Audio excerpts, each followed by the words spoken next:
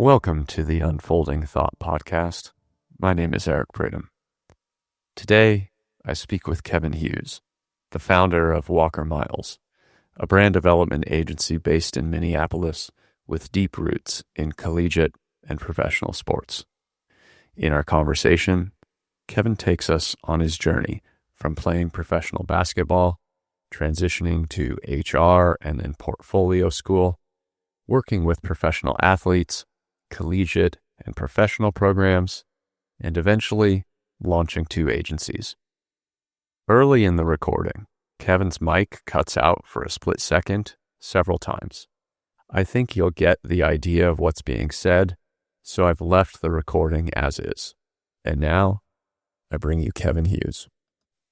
Well, Kevin, thanks for joining me. Could you please give all of our listeners at home a little bit about your background? Yeah, for sure. Eric, again, thanks for having me on the podcast. Really looking forward to the conversation. My name is Kevin Hughes. I am currently the founder of a brand development agency called Walker Miles, located here in Minneapolis. A little bit about myself, kind of my background. I've spent the majority of my career kind of in the brand strategy, creative development realm.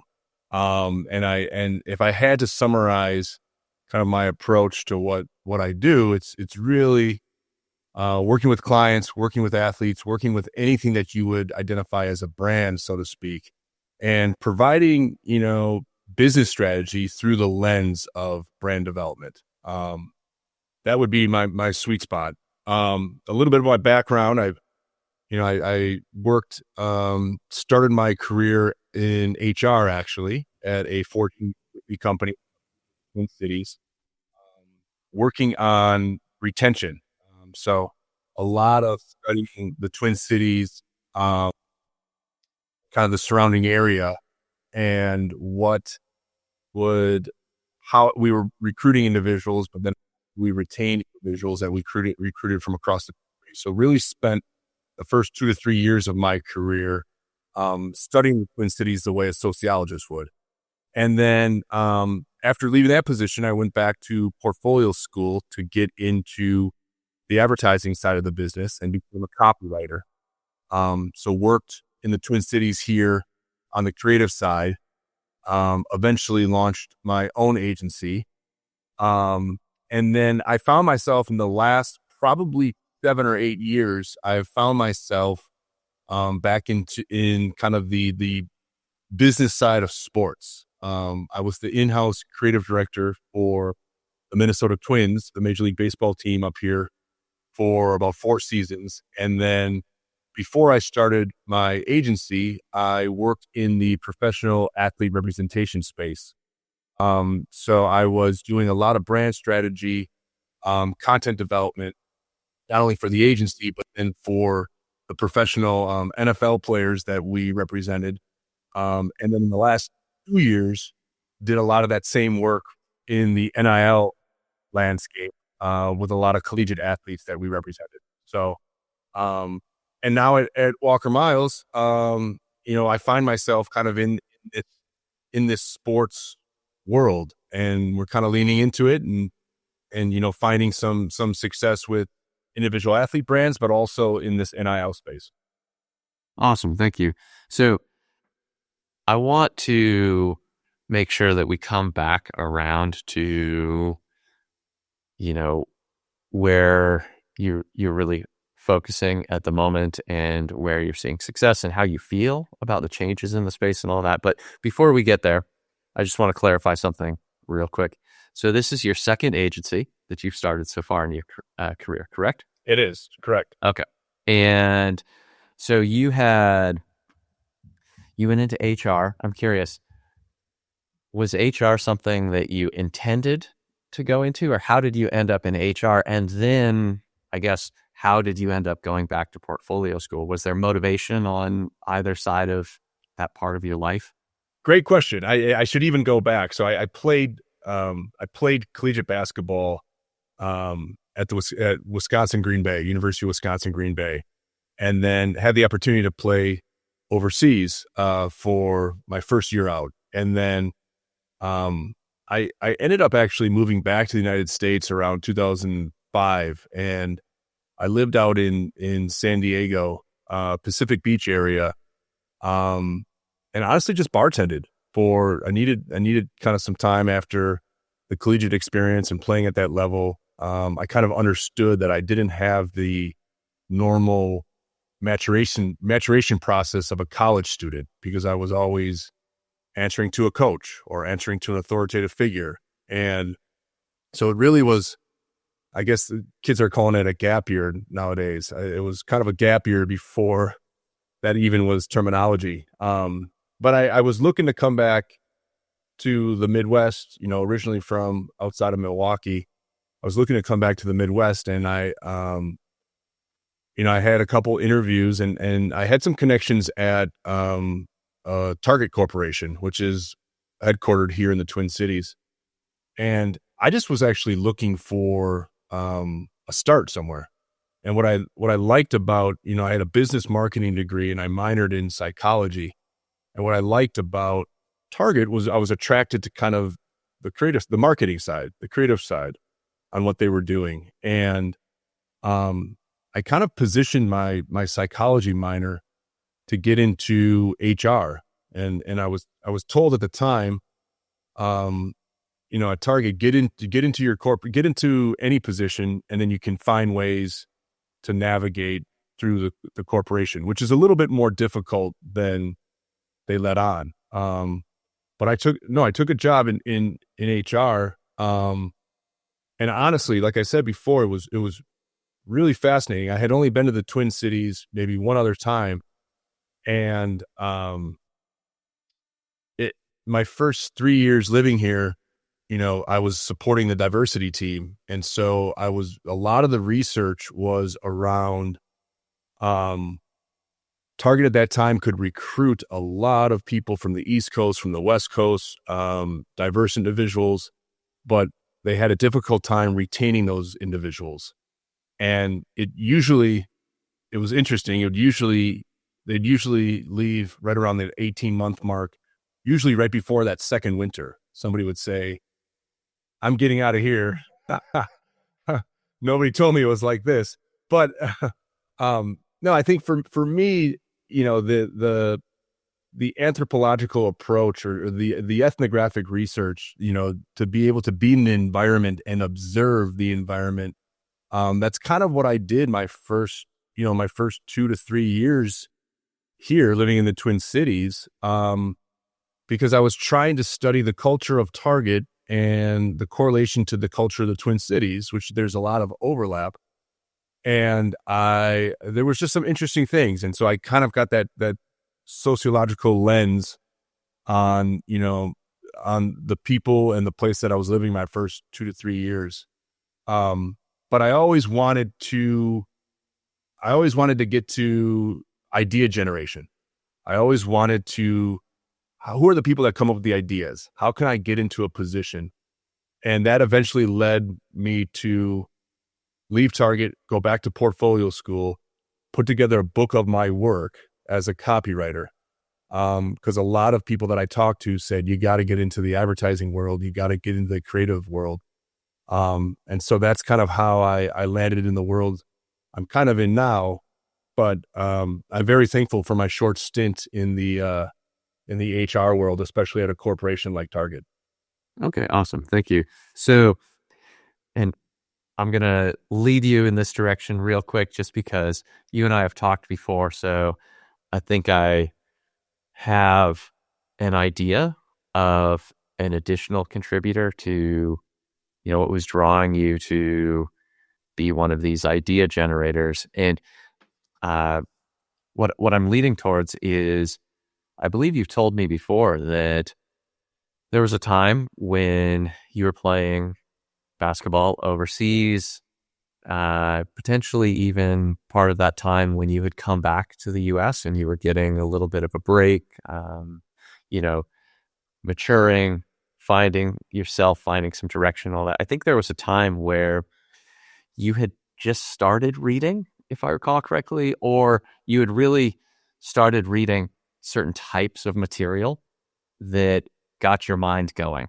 if I recall correctly. So I don't want to put too many words in your mouth, but perhaps you can describe that a little bit. And if I'm right, sorry, not necessarily if I'm right, but did that contribute in part to your desire to be one of these idea guys, if I can call it that?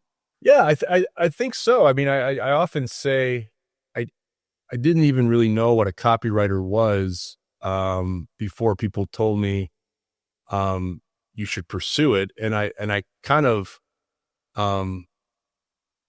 yeah, to be a decent copywriter, which I'll say my early years in the advertising world, I would say I was a decent copywriter, but you have to be a good reader. You have to be able to read well. You have to be able to be consumed or absorb other people's ideas. So yeah, I would say, yeah, based off our previous conversation, at the level that I played at in college, I'd never really found um I didn't find the joy of reading until I moved back to the United States. And when I was living in San Diego, there was a gentleman that I befriended where I was working, the bar that I was working, and he was an English lit.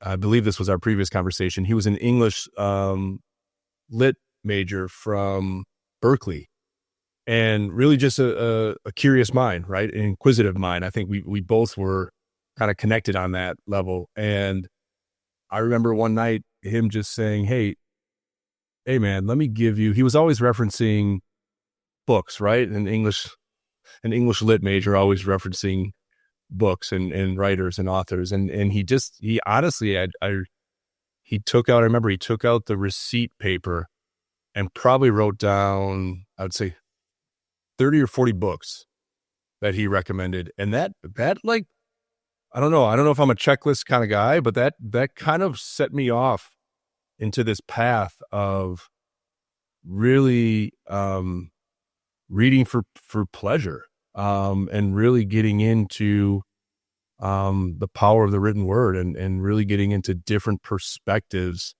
and views on the world and reality through, a writer and author's mind. And I think that all kind of parlayed into, me being able to move into the creative field as a writer. Even though I didn't really have a lot of practice as a writer, I think I just absorbed, I believe writing is an exercise on thinking.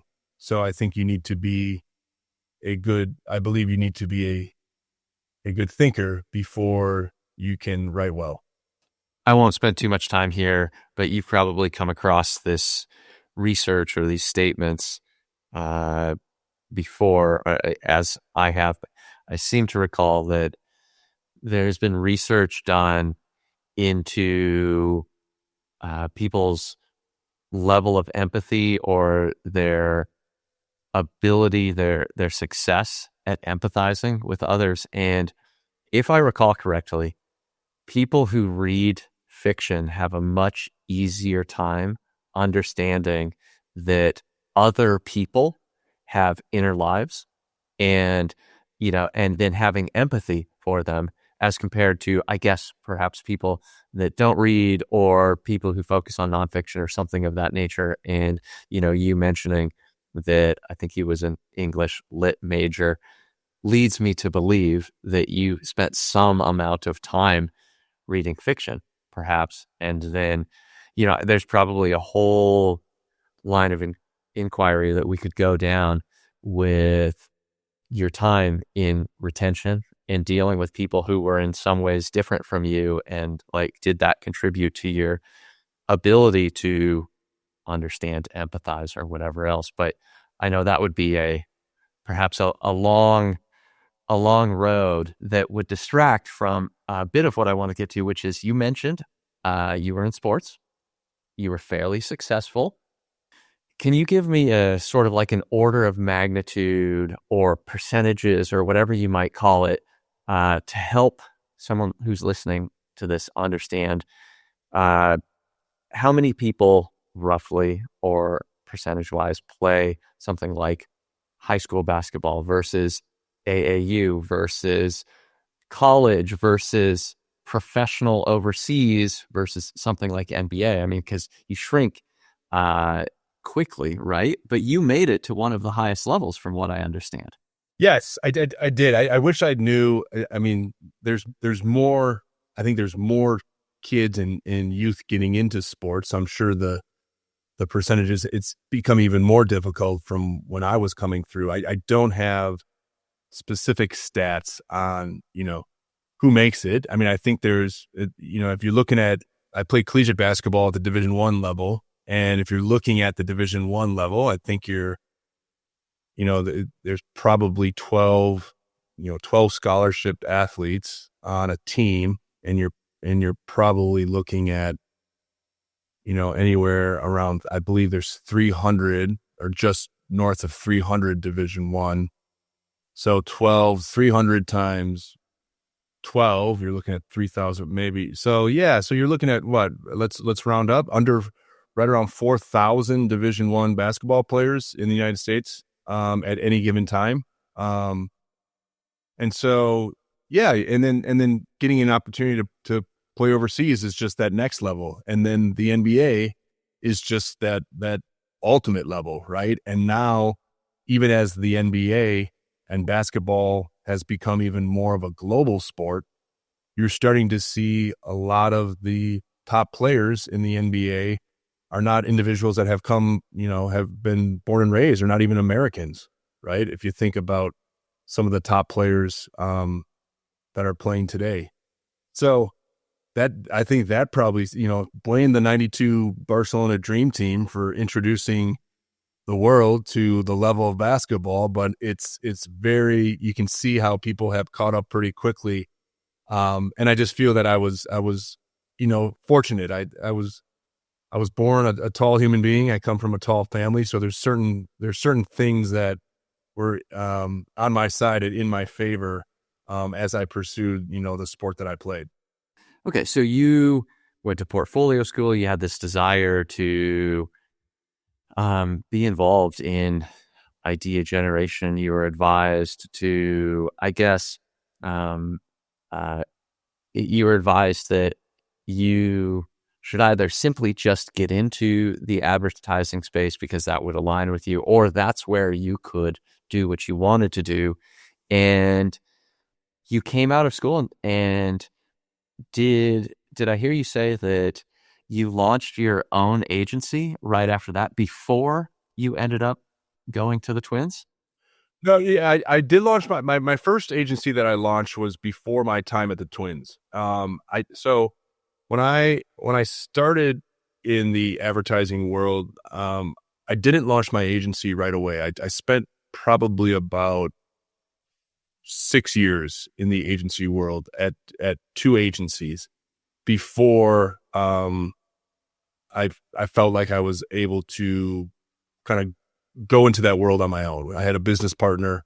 I think what I was able to observe was, in the creative field, you're just kind of passing ideas up, right? And then creative directors are kind of sifting through ideas and piecing them together and really selling them, right? Or at least convincing individuals in the agency that this is the avenue to pursue. And I don't know if it came from a little bit of, I was a little bit different because I had that Fortune 50 experience. I had worked for a very large corporation, and I kind of seen the inner workings of an organization of that size. And I think that what I realized is, in that agency world at that time, everybody's after the same thing, right? They're after the output, the quality product, the creative work, right? The execution. But they go about it in different ways. And I think that was a time period and a point in my career where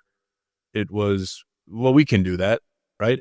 I can do that, right? And so that ultimately led me to, launching an agency and getting that experience, which I think, the entrepreneurial mindset is something that you can take, anywhere. You can look at the market and try to identify, quote unquote, white space for yourself or for clients.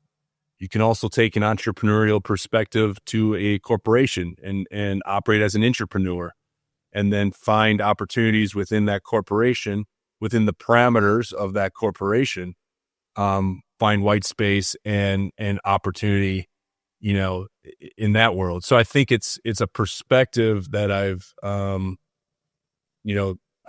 tried to, it's a perspective that I've had, I guess, and something that now I find myself, kind of going back to my second time, two-time founder, I guess.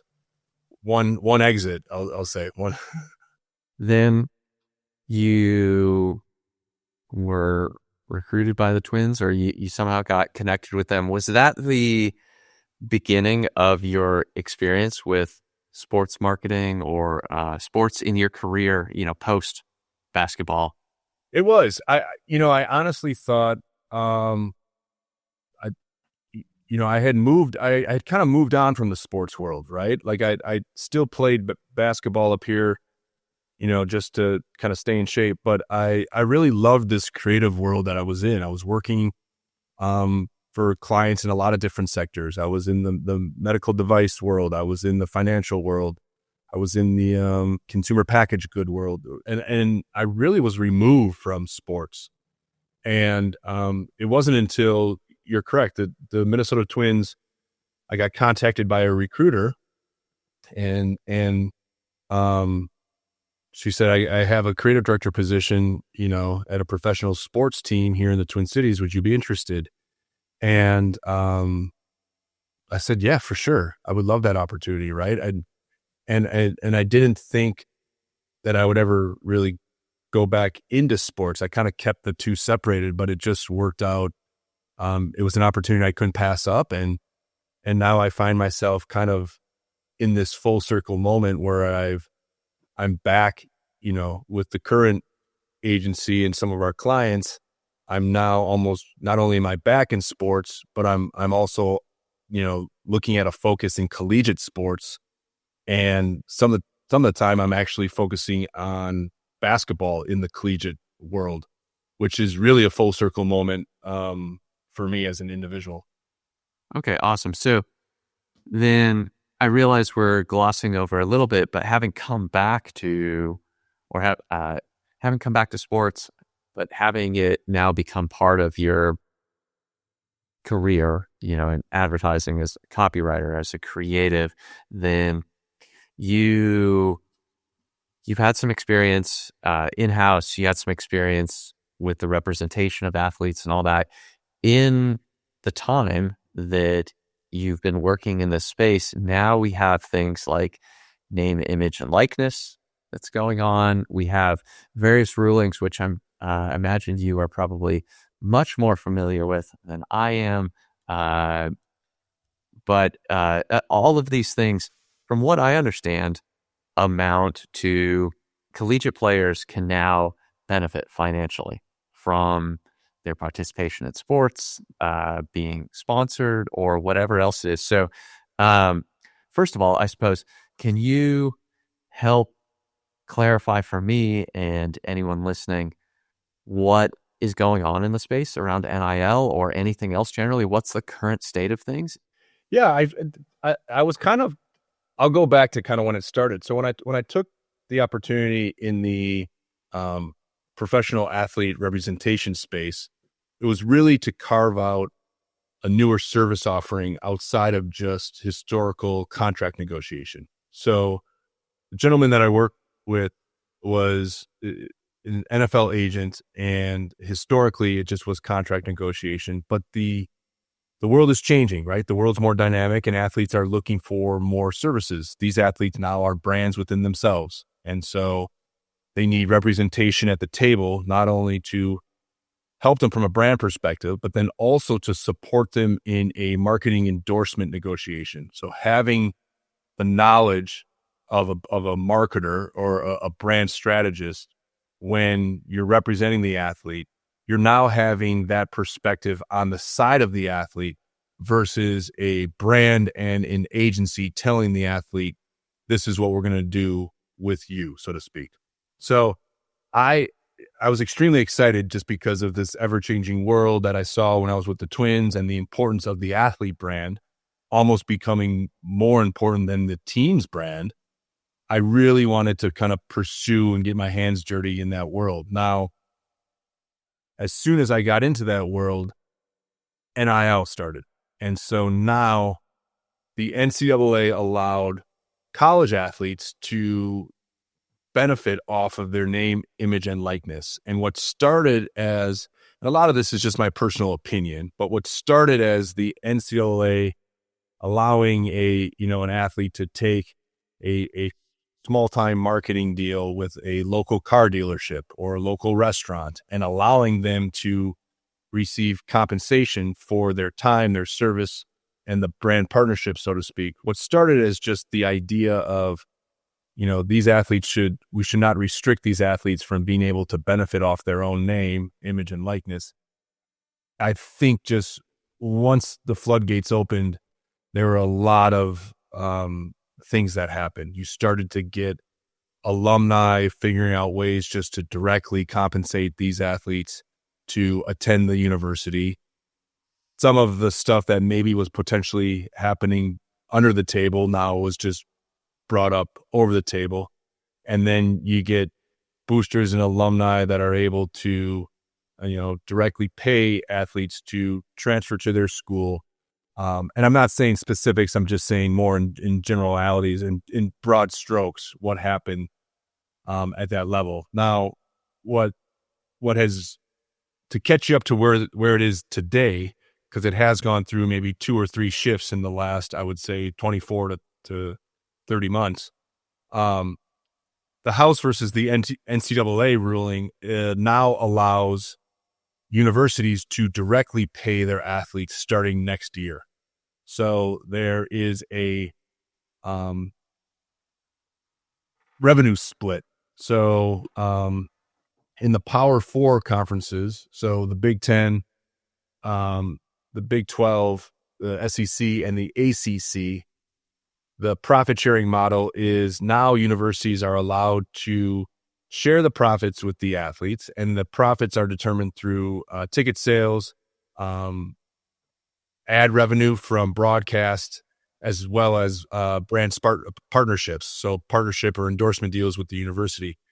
So starting next year, football programs and basketball programs in the Power 4 conferences will have, in essence, a salary cap. So each team will have, it looks like early estimates, football programs could have around $10 to $12 million annually to pay their athletes. And they say that basketball programs in the Power 4 conferences are going to have roughly $3 to $3.5 million annually. Athletic departments in the Power 4 conferences will average around $22 to $23 million annually to pay to their athletes directly. How they split that up and what athletes they specifically pay is up to the individual university. So now, in essence, you're just at the, you're at the infancy of just these collegiate athletes now becoming professional athletes. And I think there's a lot of things that still need to be figured out. I think we're getting closer to the market setting. But it's fascinating because you say, can you educate the listeners on NIL? I've been on the front lines of NIL, and I still at times don't know, what's going to happen next. But I think you're starting to see the market set to a certain degree, and you're starting to see maybe where the opportunities might lie. Let me make sure that I understand this. So you separated out the Power 4 conferences.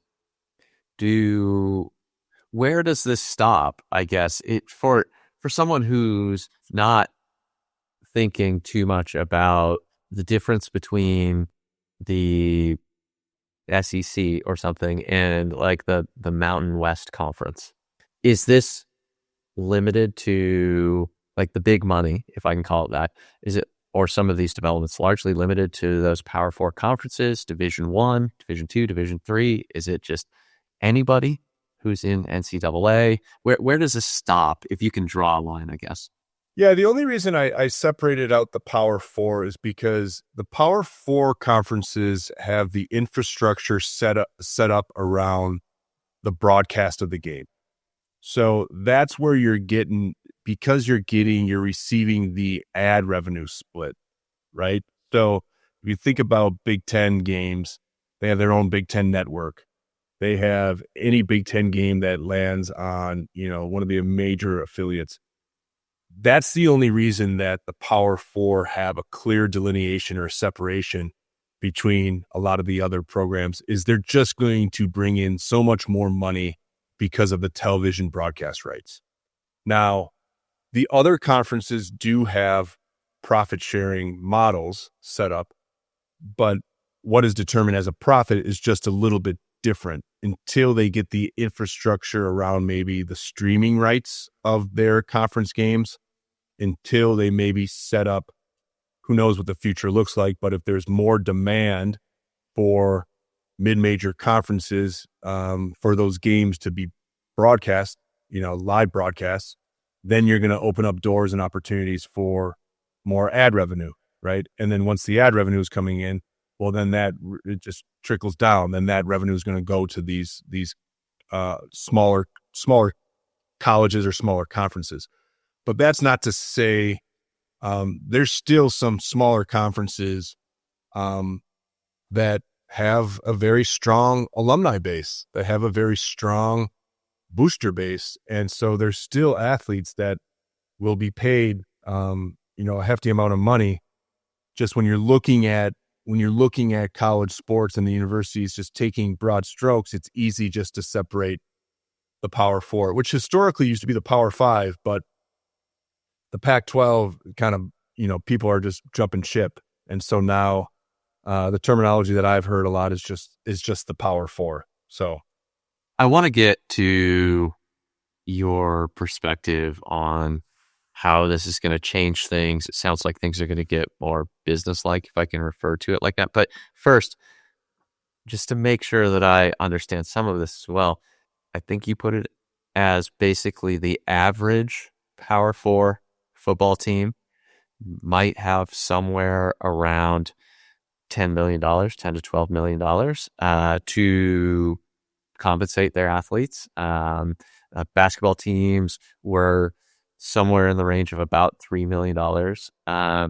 So, and in life, I should say, a lot of things follow a long tail distribution. You look at Patrick Mahomes or Steph Curry or some of these players, they make 100 times what the average player makes in their league. And for the listeners out there, it may not be 100 times, but it's a lot more, And so am I thinking of this correctly, that on you said you may have 12 athletes on a basketball team, like that are on scholarship or something of that nature.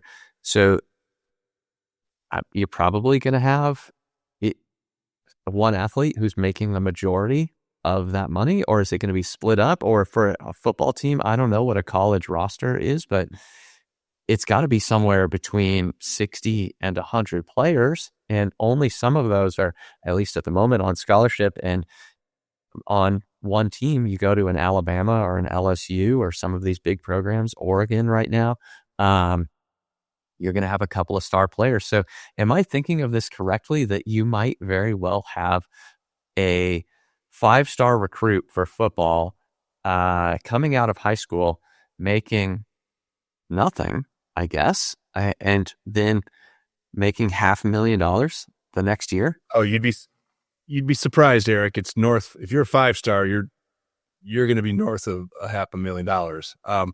This is the money that I just talked about is just the money coming from the university. Now, collectives are these entities that have popped up in the NIL era, and there is a dotted line association between the university and these collectives. Because for a while, when NIL first started in 2021, the collective and the university legally could not talk about what they were working on or athletes that they were pursuing. Now there's a little bit more freedom for these collectives to speak to the athletic departments and the coaches at the university. Now, collectives are basically just a shell that allows alumni and boosters to donate money, and then the collective figures out ways to facilitate that to certain athletes. Most recent headlines, I'll just give you an example. The star recruit, there's a freshman who he's a senior in high school basketball. I think he's out of the state of Utah, but he just signed with BYU next year. He's the number one recruit in the country. He just signed with BYU next year for $7 million. He will be a freshman in college right now. Now, I haven't seen the specifics. I don't know if it's 7 years over a certain amount of time, but I think it's $7 million for 1 year. So I think there will eventually be more regulation in regards to this, but coming from the world that I came from, even in just football, I was exposed to athletes that were making more in college than they would make in their first 2 years under their rookie contract. So we've created an interesting dynamic now where certain athletes might be actually incentivized to stay in the college ranks because of the size of their NIL deals and the ability to generate compensation for themselves. That's interesting. Okay, so, and yeah, I think with that consideration, you took it right in the direction of where I was thinking it would be helpful to go, and that was, I was thinking, what do we need to know about how this might change athletic departments, how it might change the motivations of not just college players, but parents of young athletes and, all of this. But that's one aspect of it that you hear about plenty of athletes that register for the draft after their junior year or something in one sport or another. So they only play in college for 2 or 3 years if they're really hot, right? They want to get out and be a pro or get paid or whatever it is. Now we have a different motivation that could change the dynamic of it seems like, oh gosh, this is driving change in so many ways. What's your perspective on this then? Yeah, I mean, there's a couple things. I don't have a crystal ball, right? There's a couple things that I see happening. I mean, we've allowed capitalism to infiltrate collegiate sports, which there was always a correlation, but now we're in it, and so athletic departments at these universities, and you're starting to see this change already. They're going to need to be almost reinvented. They're going to need to be run like a business, and you're going to have to start to assess the value generation, the revenue generation, not only of each individual sport and team, but you're also going to start to take that a little step further and actually starting to figure out revenue generation off of an individual athlete. Now, what does that do to collegiate sports? I don't know. There's always been revenue generating sports and non-revenue generating sports. What does that do to Title IX? I don't know, right? Having a certain number of women's sports compared to men's sports, right? What does that do? There's always at the university level and collegiate level, when it comes to athletics, there's always been certain sports that just generated more revenue than others. And that was fine. That was part of the way it was set up. A soccer team versus a football team, or a baseball team versus a basketball team. Now you're really going to have to figure out how much revenue are we generating out of each sport.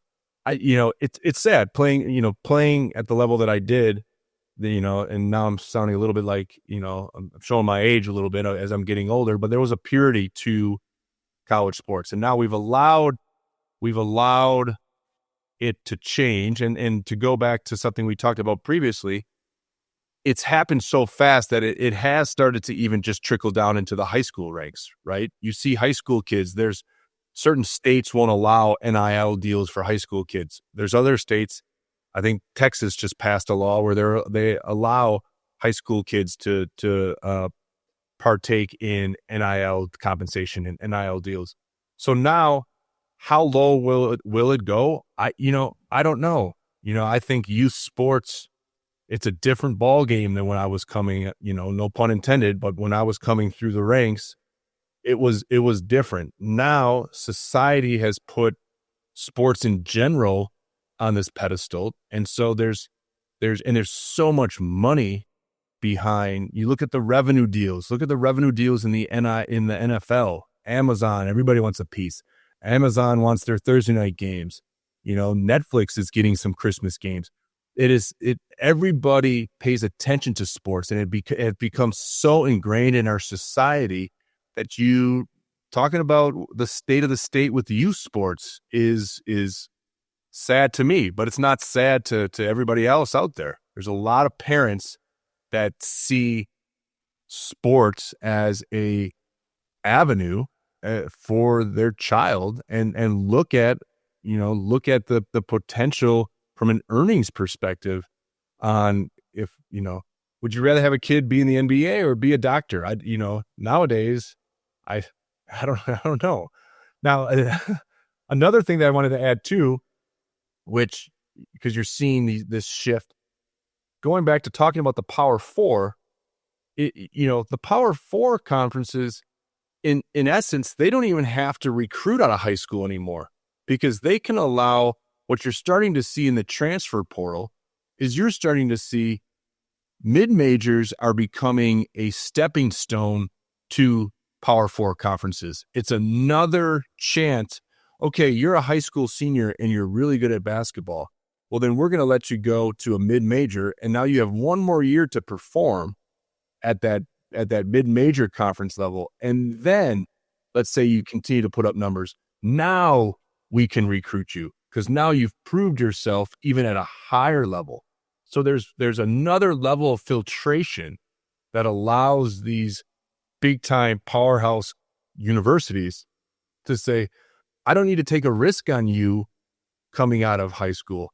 I can let you go one more year, and then I can still have the pick of the high performers that are already playing collegiate sports. So that's that's a little bit of a tangent, but those are two fundamental variables that I could see, changing dramatically, just being it will be different. It will be, college sports will be, it's already entered a different era. I'm thinking on one hand about the way that the brain develops and all of that, and very broad strokes. In the average man, the prefrontal cortex does not finish developing until about the age of 25 or so. For women, I think it's 2 years earlier, something like that. But there are plenty of parents, there are plenty of people who aren't parents who will comment on things like, a 15-year-old girl on average will seem to be more mature than a 15-year-old boy. So there's this part of me that's thinking about being a 21-year-old, and I'm in my junior or senior year. I've just gone through the transfer portal, and now, this is it was always a job, probably. I've had at least one fairly successful athlete, not professional by any means, but fairly successful athlete in my family. And he was very clear, this is my job. Like, I'm going through college. They're paying for me to be here. It's part of my job to be a good student. It's part of my job to train and excel when I'm out on the field. And I'm thinking about that, like the ability to make good decisions. And then on the other side of things, which is really, this is one area that I want to dig into you with. You talked about things trickling down. I'm imagining a situation in which maybe some of these programs Power Four programs or whatever have been run very businesslike for a long time. For whatever reason, there's lots of money. They have prestigious programs, who knows what. And lower down, whether you're getting into your mid-majors or I don't know how far down we go, that there are going to be programs that are not prepared at all to deal with. They just don't have the staff. They don't have the infrastructure, whatever it is, to deal with our players. We have a hot player who got themselves into the transfer portal and went from making nothing to now next year they're going to have $1 million contract at another school. We don't even know how to handle that. We don't even know how to talk to this kid. The staff involved, how the universities evaluate the ROI, I guess, of their programs and even the mission of their programs. I'm really curious to bring this around to a question. I'm really curious how you see these collegiate programs, these athletic departments needing to adjust. What are the things they don't see coming? Who is going to be most impacted? What do they need to be prepared for? Yeah, it's very situational, and depending on what university you're talking to, right? If they have the capital, well, then they're going to be directly paying the athletes. I think there's the big opportunity. I think is you're going to need to be able to articulate to these athletes. You're going to need to be able to support them and develop them holistically. And so it's got to be bigger than the programs that I think take a step back and say, how can we prepare our athletes to be successful, whether they go on to become a professional or not? Or even if they go on to become a professional, that's a short window. So how can we actually be thinking long-term and start to develop the kids in certain facets or areas so that we can, prepare these individuals to be professional human beings, so to speak, right? We talked a lot. I mean, our talk track when I was working with NFL athletes, the talk track was, the average span in the NFL is 3.5 years, right? You're going to be in your second career 8-9 times longer. Second career, whatever you do after you're done playing football, you're going to be in that career 8-9 times longer, 9 times 27, 30 years, right? Another 30 years, you're going to be doing something else besides being professional football. And that's just if you're average, right? And so I think there's in some of the things that in my experience in the athlete representation space, some of the things that were very interesting that popped up was identity issues with these athletes. Who are they after they're done playing the sport? Who are they when they've always been laser focused on being a football player. They've linked their personal identity to their profession. We do this even outside of professional sports. In Western civilization, we do this all the time. Hey, what do you do? We link our identity to our profession, right? But even in professional sports, that even gets a little bit more difficult because we're especially with NIL, we're giving them positive reinforcement when they're in high school now, in college, and they create this strong identity that's linked to what they do, the profession they're pursuing. And then they have a 3-year career, a 4-year career, and then they're done. And then who am I? What do I do? Right? So going back to your question, I think the universities that actually take a step back and say, hey, we have an opportunity here now, right? We have these athletes that are coming in. They're top performers in a sport. But they're also kids. They're also, young adults, right? So how can we make sure that we set them up bring them into a program where they can succeed, where they can soar with their strengths, but how do we support these individuals to make sure that they're prepared for whether they have the opportunity to go play professional sports or not?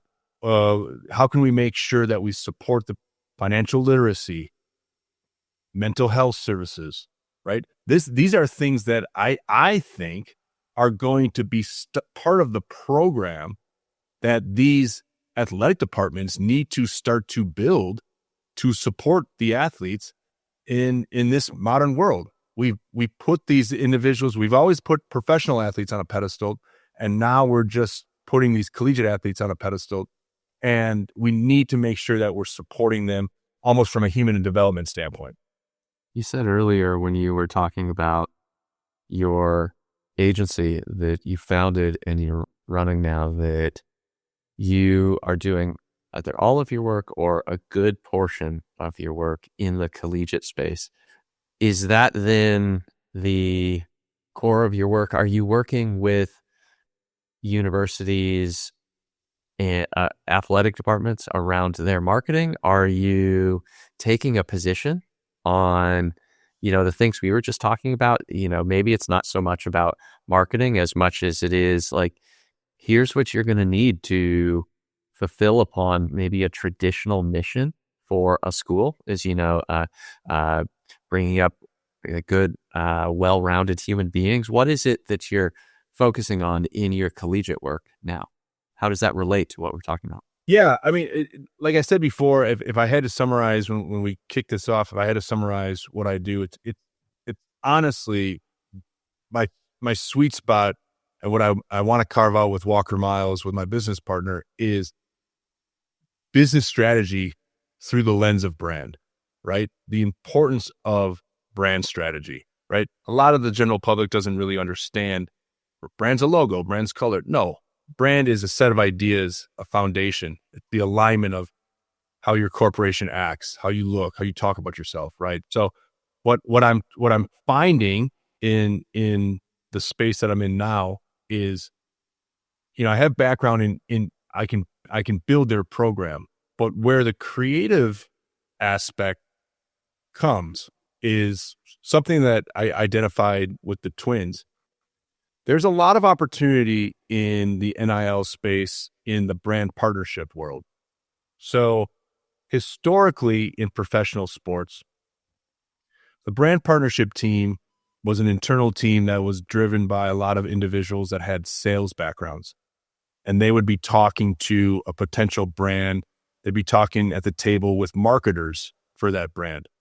And they would come in and they would sell the idea of a partnership. Hey, brand X, come and be brand partners with the twins, right? And then they would agree upon that brand partnership deal. And then it was a transaction. And then they would figure out how to activate. Where I think the sweet spot lands and what we're doing with Walker Miles is we're putting brand strategists and creatives at the forefront of the brand partnership space so that we can immediately think about activation instead of thinking about a space that historically has been rooted in transactional agreements. So I can understand the core, I can build the core brand of the university or of the team. And then in the NIL space, when I go out and look for brands to come in and activate with an individual team, the men's basketball team, the men's football team, I can think about it through the lens of how do we activate on this? How do we actually create something that is a partnership that aligns with your brand and aligns with the university's brand? And how can we be efficient in pushing that further down the line sooner instead of having it be a transaction? Oh, we'll put your logo up on the scoreboard. No. That's not the world that we're living in anymore. Like, let's do an activation. Let's sponsor the players. Let's do a behind the scenes content shoot, right? Like, there's a lot of things you can do now to make sure that partnership gets seen and activated upon versus just an old school transaction. That, to me, that's the sweet spot that we're finding right now is build the internal brand of the team or the university, and then go out and find the right partners and then creatively execute the activation for the partnership.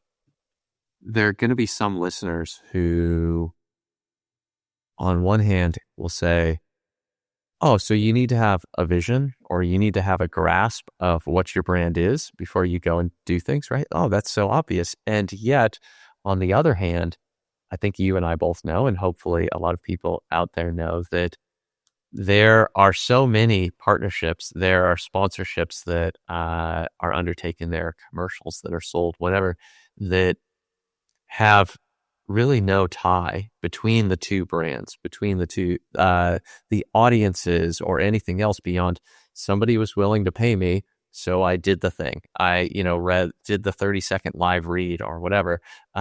And I did an interview with a friend of mine, Jeremy Newlick, who's a futurist, and a central thrust of his work is that your vision of the future, essentially your predictions or how you think things are going to go, the economy, politics, my life, whatever it is, I generally see that as getting better or getting worse. Whatever your vision of the future is, has a tremendous impact on the strategies that you develop. Because if you expect that the economy is getting worse, you're probably going to manage your 401k or a potential home loan or whatever it is very differently from if you expect the economy to be getting better or your career prospects or whatever else it is. And I think the aspect that is really most fascinating for me at the moment, and again, I think it's going to seem obvious to a lot of people, but most people don't actually do this, is the fact that you're saying that universities need to have a very strong sense of what their brand is. They need to be prepared because all this money is coming, all this change is coming. And when somebody dangles a check in front of you, you might very well, you being an athletic department or a university, you might very well make a bad decision. You might make a decision that harms your brand. And I'm even wondering if there are some things we could speculate on. I don't know if it's useful, but if there are decisions that universities might make because this money is now available that harm their mission, the traditional mission of a school. Yes, you're right. I mean, we do it with, think about it. We do it with relationships, right? You think about the people that you spend your time with. There's an alignment. There's our values aligned, our interests aligned, right? There's some type of connective tissue in our human relationships. It's the same aspect, right?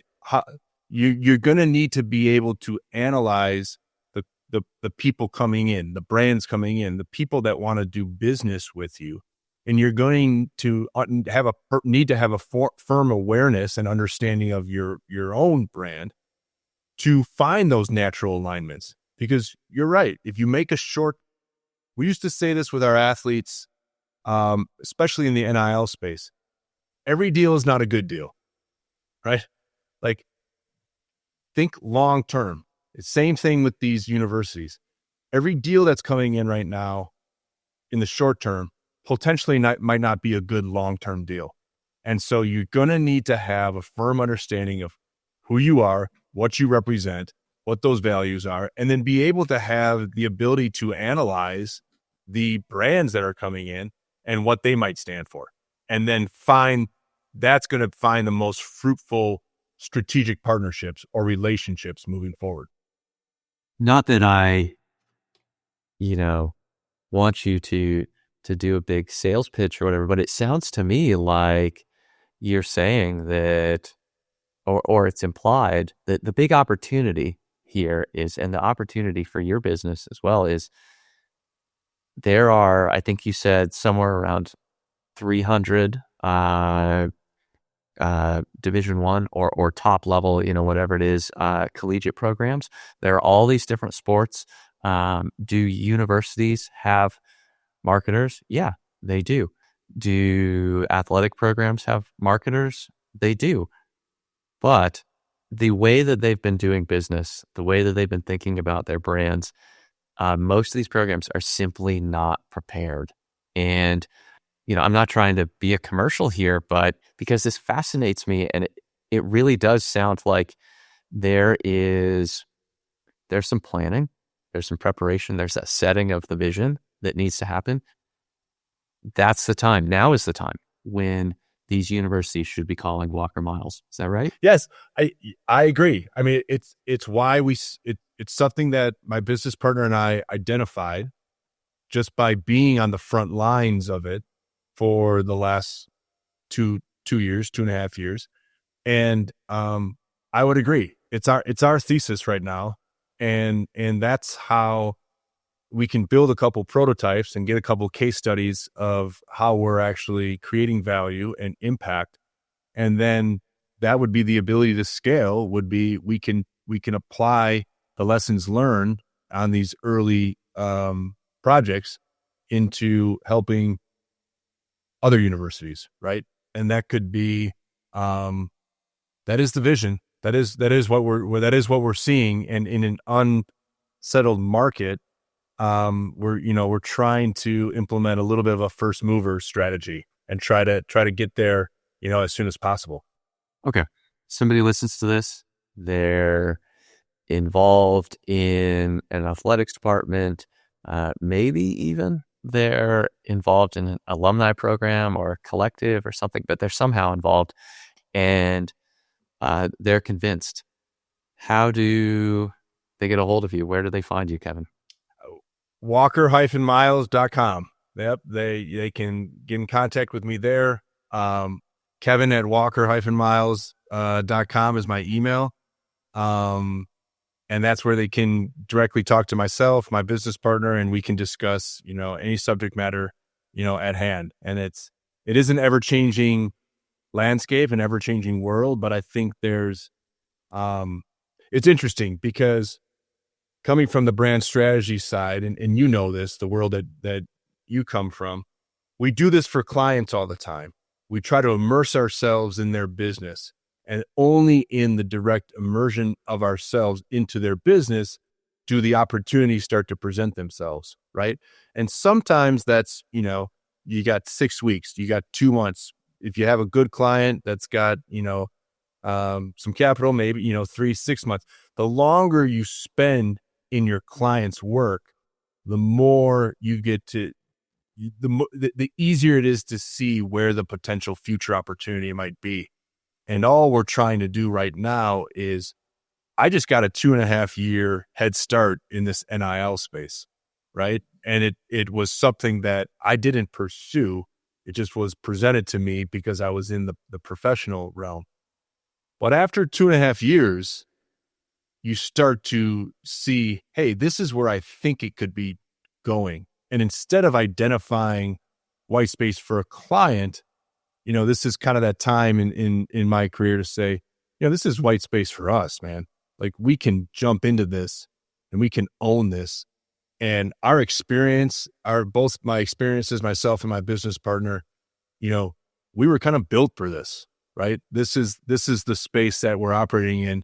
And let's be part of where it's going in the future. So yeah, if there's anybody out there listening that was inspired or think there's a connection point with what we're discussing today, Eric, like I said before, walker-miles.com, you can get in contact with myself or my business partner for sure. That's great. Thank you. And I will put your website and your email address in the show notes. You and I have talked before. We referenced that already, and we share a lot of interests. And I think, I would say at the very least, our first conversation I found fascinating. This is the best conversation I've had on this podcast so far. So I appreciate it. I hope that everyone finds value in it. And Kevin, I suppose before we go, any last things you want to put in here? No, Eric, I appreciate the time. And just to reciprocate, your comments, we've talked a couple times and I always appreciate the conversation. And I feel like this definitely won't be our last. So let's do it again. Let's get it on the calendar. We'll do it again at some point in the future and keep tabs on each other for sure. Great. Well, thank you very much for joining me, Kevin, and everyone else. Thank you for listening.